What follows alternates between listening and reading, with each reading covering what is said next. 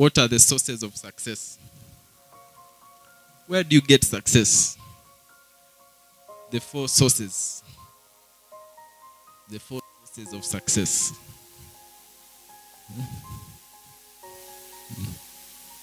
The four sources of success.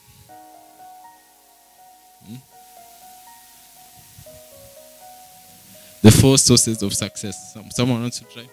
You can mention one, even one.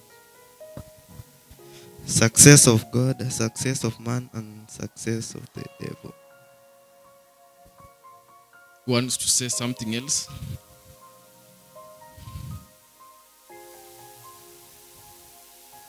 Who wants to try some?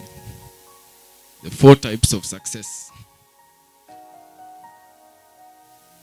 So there are three. There are three. The ones you've said that the three and they are correct.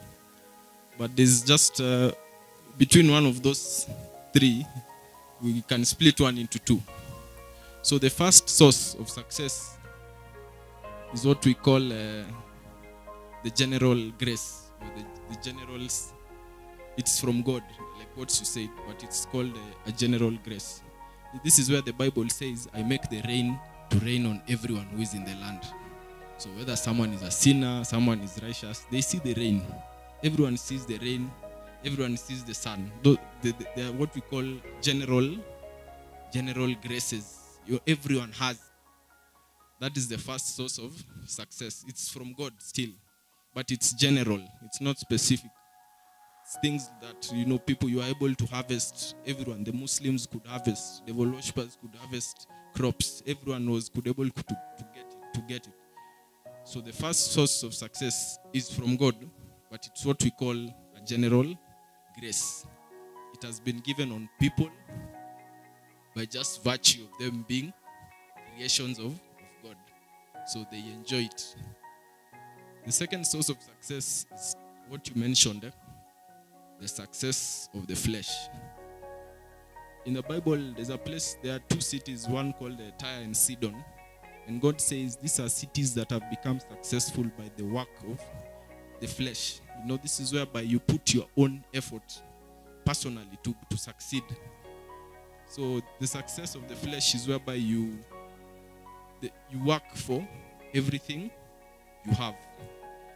There's no godly, there's no spiritual intervention. It's just your own work, and it's not bad because you can still be successful with success of the flesh. People like asking, how come people who are in the world they are succeeding? People who are Muslims they are succeeding. People who are not Christians they are making it. That's what we call the success of the flesh. You work hard. You wake up in the morning, you sweat throughout the day, you work hard, you put a lot of practice, you go for training, you read a lot, you cram notes in the night. You'll pass, because that's a type of success. The success of the flesh is the one you put your own effort. So whoever you are, you can be a Christian, a Muslim. If you put your own effort, you'll still succeed at the end. Because there's that success of the flesh. You reap what you sow.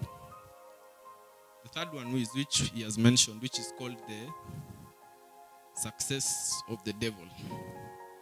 Success from the devil. This is where now you make a pact. You make a pact with the evil world to say that, for example, many musicians like to do that. You say that I'm going to sacrifice one of my family members. Then you sacrifice, and then your album becomes the best in the world, most successful. It's where you make a pact with the evil world to become successful. But this is whereby you find in the corporate world you find people who are said they slept their way to the top. You hear statements like that. They started off like very junior and now they're, let's say, the CEO. So you go and interview them and you feel like they're telling you, me, I worked hard. Me, I just worked hard. Me, I had passion.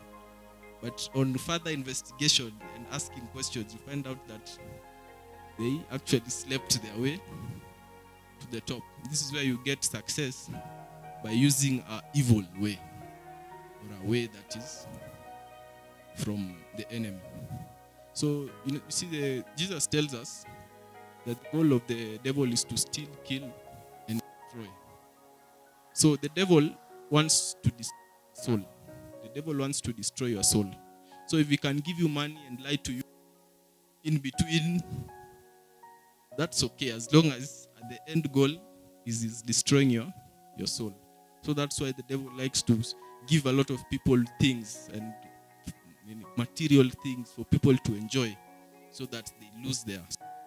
Because the devil just targets your soul. It doesn't care about. The devil has no interest in alcohol, in drugs.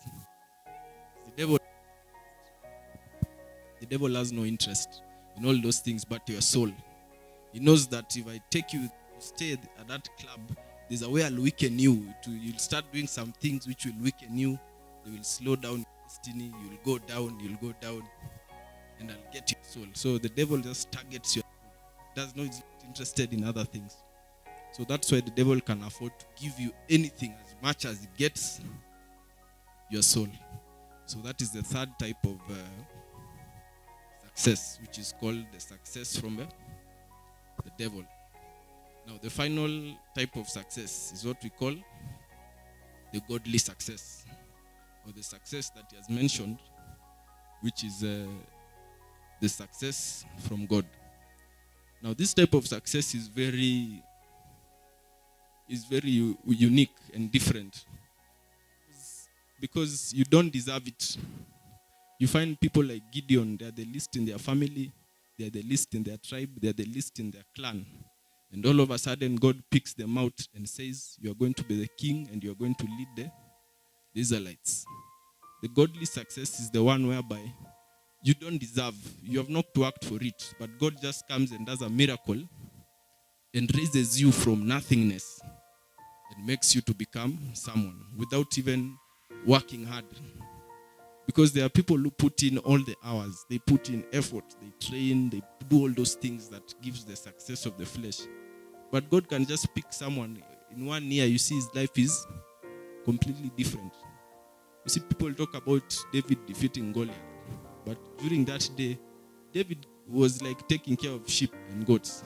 He went out of his house like a houseboy. He was just like a houseboy doing just tasks around home.